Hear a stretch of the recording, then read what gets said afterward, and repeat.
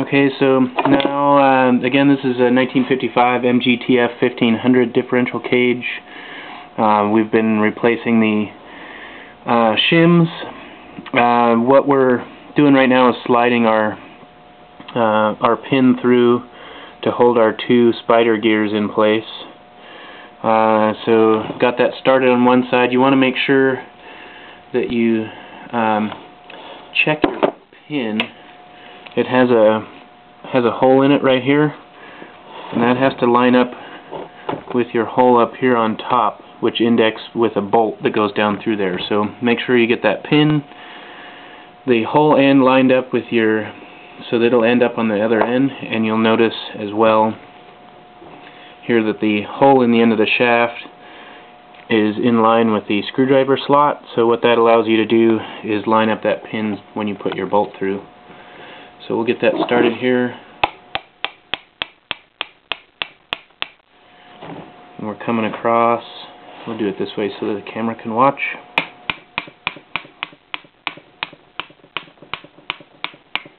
Okay, so we're now through the other gear. So now what we've got is we have to line up that other shim there. So we'll see if we can't get that to slide around a little bit. There we go, that's pretty close.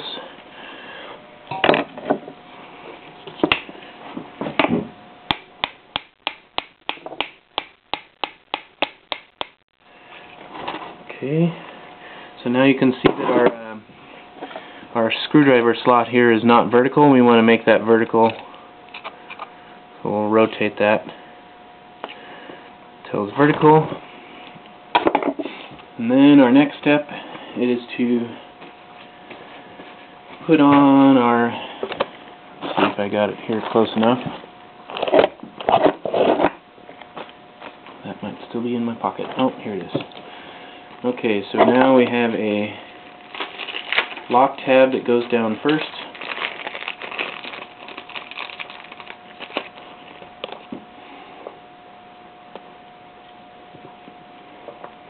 So here's our lock tab.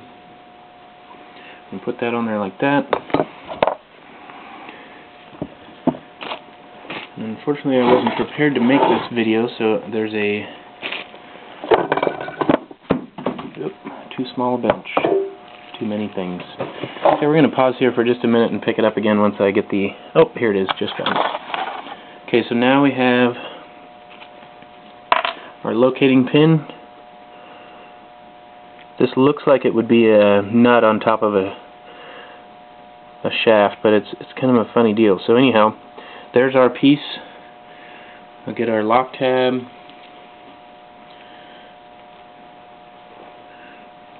Put that in there. And we'll screw this down on here like that.